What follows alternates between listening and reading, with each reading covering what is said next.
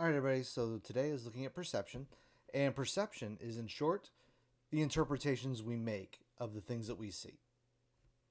So just to kind of get this started, so everything starts off as stimulus or sensation, kind of either or, both are kind of used, but we are constantly surrounded by stimulus, the things we see, the things we feel, the things you hear, all that stuff kind of falls under the idea of stimulus or sensation. Again, it just depends on who you're talking to. And from there, we take in all this information, and then from there, it's organized. And it's organized into recognizable patterns and meaningful experiences. And meaning in this context really just means things we can make sense of, things we kind of understand. This is called psychophysics, and this is how stimuli can affect our different experiences. And what also happens is our brain will use cues and lock down our perceptions on certain things. So, like for example, if you see the little picture up here, the question I could ask you is which way is the face looking? Is it looking to the side or is it looking right at you? And depending on what you lock in on, like if you lock in on the eye, it's going it is going to arrange your perceptions differently than if you were to lock in on the nose. And in essence, this is what happens. We lock in on certain things. One thing about our brains is our brains are pattern recognition devices. They always look for patterns, even though there is no pattern. But because they're always locking in on a pattern, we can actually look at things differently. It just depends on where we lock in on the pattern. Now, this is a way for us to streamline our processes so we don't, so our brains doesn't have to really use too much energy. Because another little thing about our brain is our brains are energy misers. If I remember correctly, about 60% of all of our energy that we expend during the day is just our brain. So what this means is because our brains expend so much energy to do what it does, it has to come up with ways to try to conserve energy wherever it can. And one of the ways that it does it is it uses different cues to try to streamline the process as much as it can. So first thing is thresholds and Weber's Law. Here's something I kind of want you to do. I kind of want you to pause this. And then there's a video link in the description. Watch that video. Because what that video does is it shows kind of how we notice, B, notice changes in any kind of stimulus. And there's three kinds of things. One, you have what's called the absolute threshold. This is the weakest amount of change to be noticeable. Usually, this is the weakest amount of change to be noticed. Like, for example, right when you start to hear something, or right when you start to see something, or right when you start to smell something. That is your absolute threshold. The second thing is your difference threshold. And this is the amount of difference between two stimuli. So this pretty much means is when does the sound get louder? When does the sound get quieter? When does the light get brighter? When does the light get dimmer? When does the smell get smellier? This thing that kind of explains nose blindness a little bit. And that's actually the third thing, Weber's Law. And this, in essence, is this. The more stimulus that you're being exposed to, the more stimulus is required to notice something has happened. So, like, for example, you crank up the music all the way, it's really hard to notice a change in one or two. Again, pause this and then go to the link in the description and watch that video because it's something that someone else did. And it's a really good description of kind of thresholds. And he uses music to do it. He uses his car stereo to do it. But it does show kind of what this is. But definitely pause this, go back, watch that. Again, the link is in the description. And then when you're done, come back to this. So first thing is kind of the idea of the Gestalt.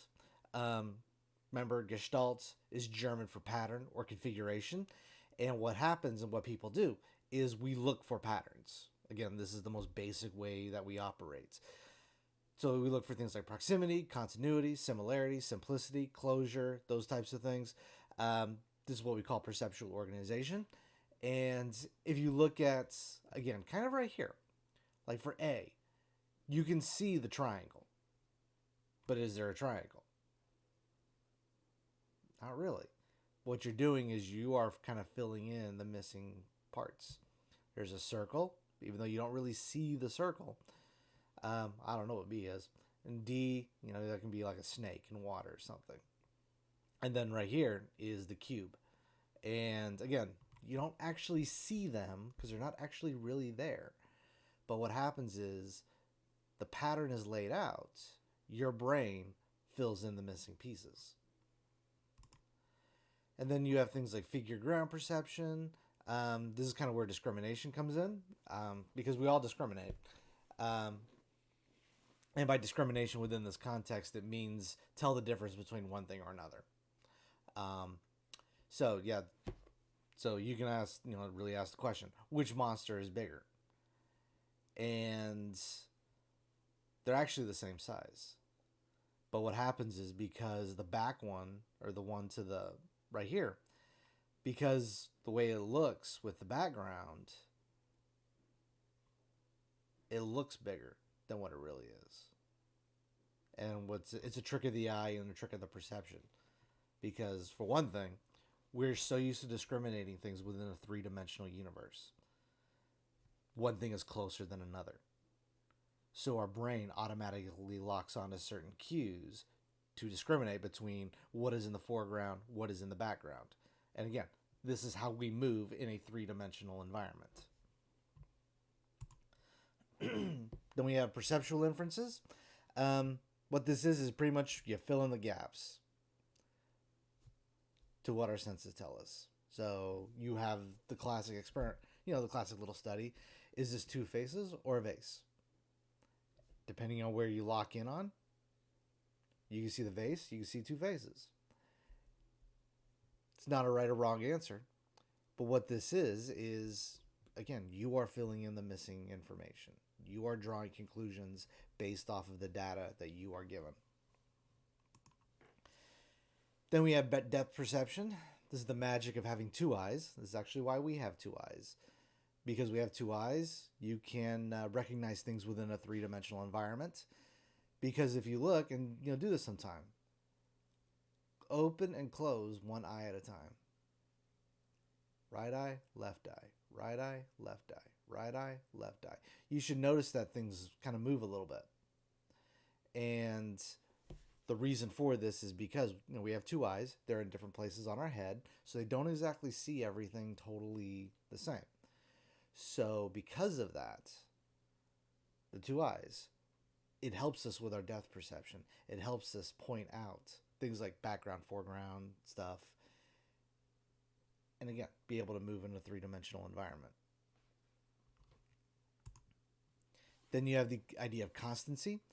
We perceive things a certain way. We see them all the same way. A door. You know how a door opens. Even if you've seen a door, you come to a door you've never seen before, you know how it works. A book. You know how a book opens. You know how a laptop opens. You understand how things work because things follow a certain set of rules. And like, for example, here's my cell phone. This is the back of the cell phone. You are aware that I can turn my cell phone around. It's the front. You're also aware that I can turn it around. And it doesn't blow your mind that this is still here. One thing that's kind of true for small children. We're talking like less than a year old children. And even upwards to around a year. They're jerks. Because what happens is one of the things that they don't understand yet is this idea of constancy. That's one of the reasons why the I got your nose game works so much with them. Because they literally think you pulled off their nose. Because they don't understand certain things like constancy and stuff like that. That's why it works. When we talk about childhood development and stuff like that, we'll actually come back to that. Or come back to this. And then illusions. We've all seen illusions. Doesn't matter what they look like. Um, what an illusion is in essence, it's an incorrect perception. Things are distorted, so our brain cannot correctly interpret that stimulus one way or another. And it could be a size, it could be a shape, it can be a depth thing. Doesn't really matter. Either one of those three things will work. But again, if you look at the dice, if you really try to follow along with the dice, it's a little hard to kind of follow a little bit. And the tattoo thing, I just thought it was cool. But in essence, this is what an illusion is. It's incorrect perceptions. I also posted another link that kind of shows some illusions that that you can look at as well. But again, remember, for an illusion to work, it actually messes with your perceptions of reality. Then you have subliminal messaging, subliminal perception. Really, the idea is those brief auditory visual images that are just below the absolute threshold. This is controversial, despite very little proof. It does make a good plot device for movies and games, though. So, like, for example, like right here, here's a Tostitos bag. And this is, like, riddled with, there's, like, a subliminal message in this. Maybe you see it, maybe you don't see it. But the simple fact is you're supposed to look at this and go, I must eat chips and salsa. So, there are little messages. You got two people with a thing of salsa, chip right there. You're supposed to look at that and go, I must eat chips with my friends. Yeah, so it really doesn't work. Despite the fact that people say that it does. It's stupid. It really is. And then you have ESP. Pretty much here's the idea is this. You receive information from something other than the five senses. This is very, very hotly debated, whether it's actually legit or not. The main problem is there's really no solid data, very little consistency, and way too many frauds. But there are kind of four things that have been identified. And really to think about it, think Jedi, Sith from Star Wars. If you're a Gundam fan, Japanese anime, think of the new type theory from Mobile Suit Gundam. That's kind of the idea. But there's kind of four things. One, clairvoyance, perceiving without sensory input. Like you just know it. Or you see it without seeing it type thing. Telepathy, being able to read someone else's minds. Psychokinesis, moving objects by mental effort. Precognition, the ability to foretell events. Yeah, for the most part, this is labeled as bunk. Again, mainly because there's no solid data, and the consistency that is there is very, very, very not good. And every time somebody says, "Oh, I have this ability," yeah, they always end up turning out to be frauds, and yeah, that kind of stuff. But this is, in essence, this is kind of the short version of it all. These are kind of the filters that are there in place to help us understand and make perceptions and perceive what is going on around us. Because again, when you're walking down the hallway in a school or something, or at a mall or whatever, you are making a bunch of interpretations. Oh, this person is closer than that person. That store is closer to this person. Oh, there's a plant in the way. I need to move to the right to go around it. So we're constantly making these sorts of predictions, assumptions, judgments, all those things. And these are the different filters that we go through to make those sorts of assumptions and judgments and interpretations of what is going on around us. So interpretation is more than just, hey, I interpret this story this way, which is part of it. We'll get to that. But when it comes to moving in a three-dimensional world, you go, oh, the floor is wet. I probably don't want to slip in it because I'm going to fall and bust my head open. So what are you going to do? You are going to follow the same constancy of, here's this puddle, I'm not going to step in it. You go around, oh, somebody else dropped their, water on the ground. You're going to look at that and go, okay, I'm going to move around this one because I don't want to slip and fall. So you're making the different connections, constantly making connections. And that's about all. Peace out.